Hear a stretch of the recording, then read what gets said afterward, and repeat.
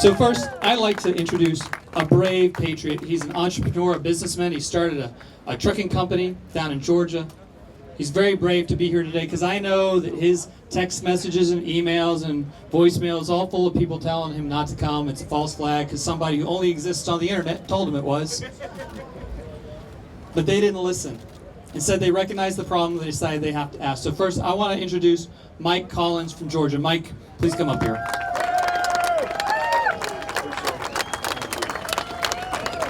Thank you. Now, before I start, I've got a couple things that I want to make perfectly clear, okay? I strongly condemn political violence in any form, especially the violence that was perpetrated on January the 6th, or anybody who may commit violence here today. Those who committed violent acts should be tried in a court of law, and if convicted, punished accordingly. Also, I'm a strong supporter of our men and women who serve us in law enforcement. And I especially do not support defunding our police.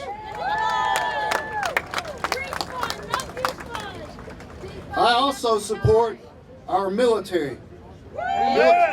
Military is stationed all around this world, y'all, that are on the front lines protecting our constitutional rights and our freedoms. Our freedoms are under attack every day, even right here in the United States. You see, our God-given constitutional rights, that's what makes our country great. That's what separates from the other country, from the rest of the world. And it is our government's duty to protect our rights, not to use them or our law enforcement as political pawns to advance an agenda.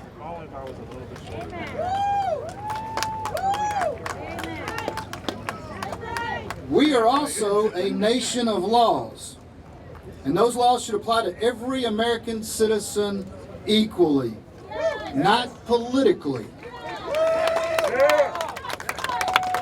I chose to attend this rally.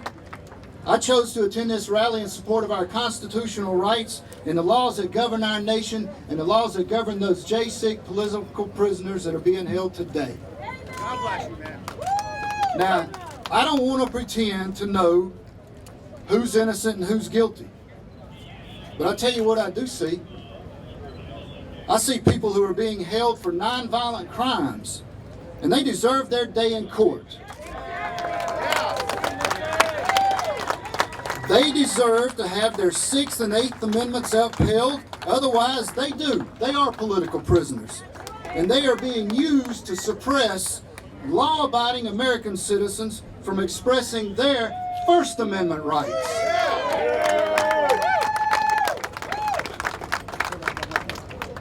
Now, the current administration, they'd have you believe it. The current detainees, well, they're being treated just as equally as the protesters on the left. And y'all, that's just not true. What we have political prisoners here. And the media, well, they're the biggest ally for the left. They want you to believe that, well, this is just another conspiracy theory. But the facts, I'm going to tell you what, the facts are clear.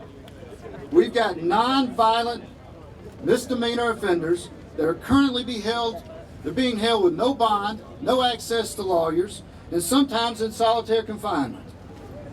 And a lot of them, they're not even slated to see trial until next year. I tell you what, you won't find an example of that from Minneapolis or from when this nation's capital was on fire the summer of 2020.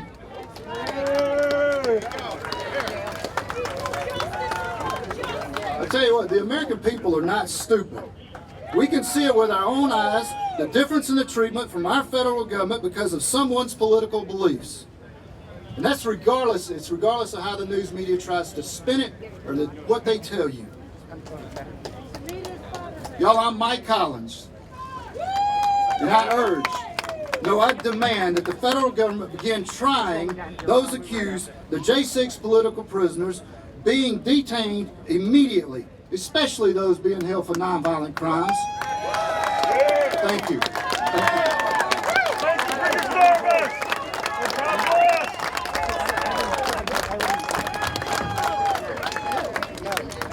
Quite a speech. Let's have another round from Mike. That's I mean, look, you know, all the people up here,